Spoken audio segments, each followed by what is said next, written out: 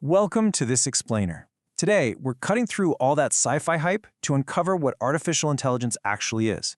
You know, we hear the term AI thrown around literally all the time right now, but there's a lot of confusion about what it truly means.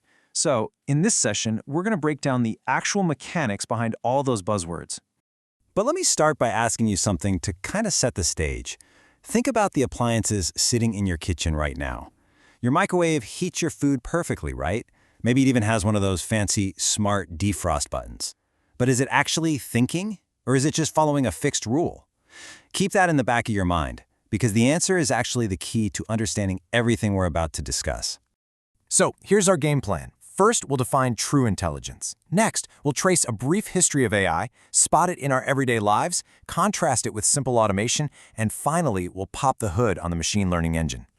All right, part one, defining true intelligence, more than just cognitive skills. Before we even get to the machines, we kind of need to look in the mirror, right? Human intelligence isn't just about being a whiz at math or memorizing random facts. It's this incredibly complex combination of different mental abilities. Take someone we might call the class leader, for example. They demonstrate interpersonal intelligence by naturally bringing people together. This is that person who steps into a messy group project and instantly knows everyone's strengths. They know exactly who should draw, who should research, and who should present. The reason I'm bringing this up is that replicating this level of contextual nuance and human empathy is actually one of the absolute hardest challenges in computer science. Then you've got the nature lover. You know the type. They instantly make sense of the natural world around them. On a field trip, while everyone else is just goofing off, this is the person huddled over a line of ants, recognizing patterns in the chaos. For us humans, that observation is instinctive, but try programming a machine to intuitively understand the subtle difference between a leaf blowing in the wind and a camouflaged insect. No way. It is incredibly complex. It requires processing millions of unpredictable visual and environmental cues all at the exact same time. And finally, consider the daydreamer. This is about intrapersonal intelligence, which basically means they're incredibly tuned in to their own feelings and how they learn best. Before a big test, they know exactly what they need to do.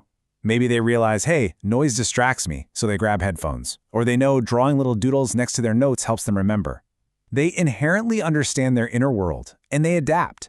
Mimicking this specific, messy web of human intelligences, social, environmental, and self-aware, is the ultimate holy grail that computer scientists have been chasing for decades. Moving on to part two, a brief AI history, the evolution of smart machines. To understand how close we actually are to that ultimate goal, we have to look at how these systems evolved. Because AI isn't some sudden magic trick that just appeared overnight. It evolved from ancient mechanical curiosities, literally water clocks and gear-driven machines from ancient Greece and Egypt to the data powerhouses of today. Fast forward a bit to 1956, and John McCarthy officially coins the term artificial intelligence. But honestly, the journey was far from smooth. We hit this massive roadblock in the 80s and 90s. They actually called it the AI winter. Researchers had these massive dreams, but computers just completely lacked the processing power and memory to pull it off. Funding dried up and progress basically froze. But then the 2000s hit and everything changed. Processors got cheaper, way faster, and the internet provided a massive boom in digital data. We finally had enough raw information to train these systems. But the real spark, the philosophical foundation that eventually made that 2000s data boom possible, happened way back in the 1940s. The legendary mathematician Alan Turing posed one single profound question. Can machines think? That one thought spread like wildfire. It inspired generations of researchers and led to the famous Turing test, which is a way to figure out if a machine's behavior is truly indistinguishable from a human.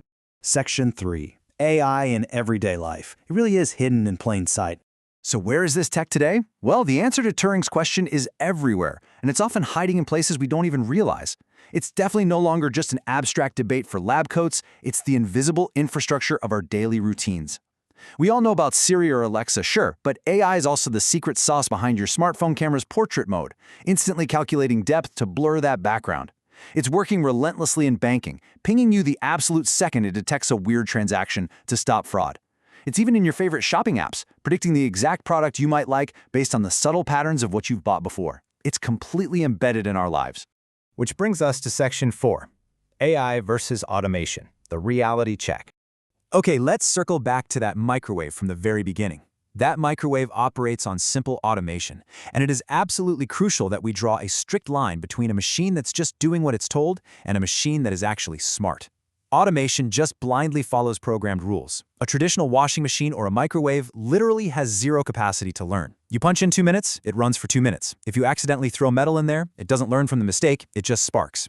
Artificial intelligence, on the other hand, learns from data and adapts to new situations. It doesn't follow a static script. It essentially writes its own script based on experience, changing its output as it digests more information. That is a real game changer. And finally, Section 5, the machine learning engine, how AI actually learns. All right, let's pop the hood. The core engine here is machine learning. This is what allows an AI to find patterns and get smarter over time without a human micromanaging every single step. Machine learning is broken down into 3 main types. To wrap our heads around them, think of a teacher grading a giant stack of notebooks. If the notebooks have names clearly written on them, the teacher knows exactly who they belong to. In the AI world, we call that labeled data.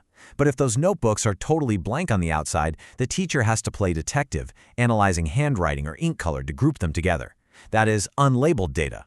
How the AI handles these different scenarios gives us our 3 learning engines: supervised, unsupervised, and reinforcement.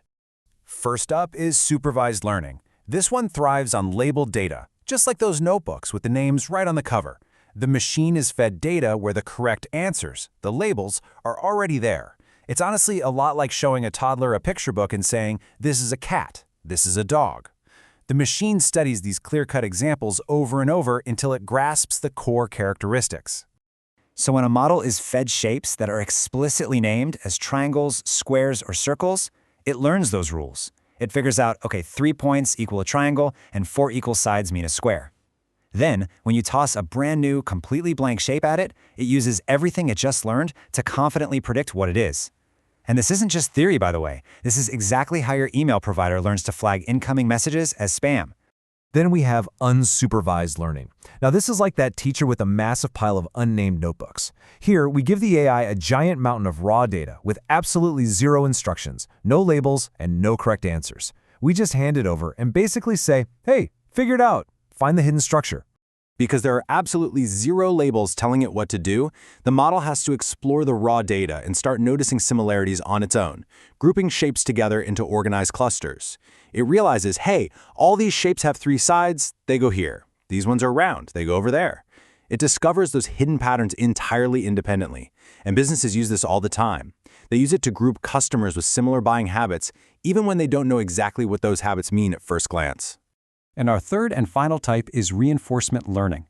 You see this heavily used in robotics and gaming, and it operates completely on trial and error. Think of training a dog. You don't sit down and explain the physics of how to sit, right? You just wait for the dog to do it, and then boom, you give it a treat.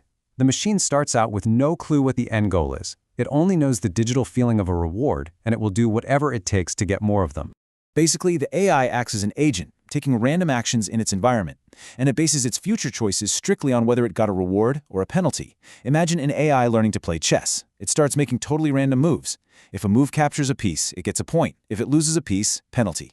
Over millions of rapid-fire games, literally playing itself thousands of times a second, it learns the ultimate strategy. Not because we taught it chess, but just because it wants to maximize that high score. We've covered a ton of ground today, from the complexity of our own intelligence to the history of automation and those incredibly clever engines of machine learning. So I want to leave you with one final question to chew on. If your email system is diligently sorting your daily messages into spam and not spam based on the hundreds of emails you've personally flagged in the past, which of our 3 learning engines is working behind the scenes to keep your inbox clean? Think about it. Thanks for joining me for this explainer, and keep questioning the technology around you.